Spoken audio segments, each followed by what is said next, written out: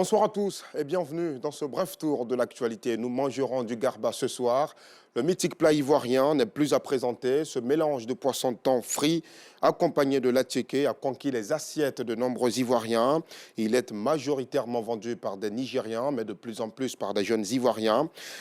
Certains le préfèrent à l'attiéké assaisonné, vendu par les femmes dans un tout autre style. Justement, pourquoi cette préférence? Qu'est-ce que le garba a de si particulier? Dans certaines communes d'Abidjan, les avis, vous le verrez dans le 19h30 ce soir, sont partagés. Nous irons à leur rencontre. Ce lundi 20 mars 2023, le monde entier célèbre la journée mondiale de l'hygiène bucco-dentaire. Il est obligatoire de se rendre 2 fois par an chez le dentiste. Oui, je sais que vous ne respectez pas la consigne et que la dernière visite de certains chez le dentiste remonte à des années-lumière et pourtant nous devrions nous rendre chez le dentiste pour une meilleure santé bucco-dentaire. Au-delà, il existe aussi plusieurs pratiques pour avoir une meilleure santé mais qui restent méconnues au sein des populations. Nous rencontrerons ce soir un médecin spécialiste qui nous les expliquera.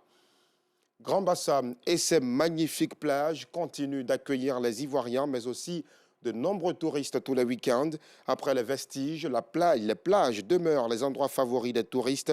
Ils s'y baladent, profitent de la mer et surtout se reposent en face du majestueux ballet des vagues. Seulement voilà, les amoureux de Grand Bassam laissent toujours après leur passage des tas d'ordures qui endommagent la plage et représentent un danger pour la mer et ses habitants. La mairie et des ONG mènent des actions pour y mettre un terme. Reportage à voir dans le 19h30. Hors de nos frontières, en Centrafrique, une enquête est ouverte après la mort de 9 Chinois dans l'attaque d'un site minier par des hommes armés dimanche à 4 heures dans la région de Bambari. C'est dans le centre du pays. Le président chinois Xi Jinping a appelé aujourd'hui à sévèrement punir les coupables pendant que le premier ministre de Centrafrique, Félix Moloua, avait accusé la coalition des Patriotes pour le changement, une alliance de groupes rebelles créée en décembre 2020 pour renverser le président Faustin Archange Touadéra d'être à l'origine de cette attaque, mais sans prouver ses allégations. Au Kenya, plusieurs manifestations ont eu lieu aujourd'hui même pour dénoncer la vie chère. Elles ont très vite viré en des affrontements entre les manifestants et la police, comme vous pouvez le voir sur ces images.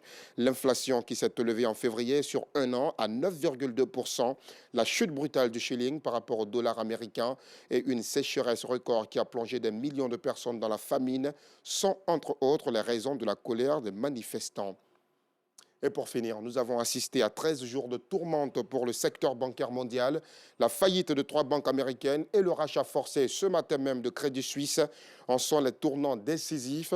Plusieurs banques de taille moyenne ou régionales américaines souffrent en bourse, dont la new-yorkaise Signature Bank qui a perdu plus de 20% vendredi dernier. Cependant, les autorités américaines rassurent. Le président Biden assure que le système bancaire américain est bien évidemment solide. On arrive au terme de ce bref tour de l'actualité. Merci de nous avoir suivis. On se retrouve à 19h30 avec le même plaisir.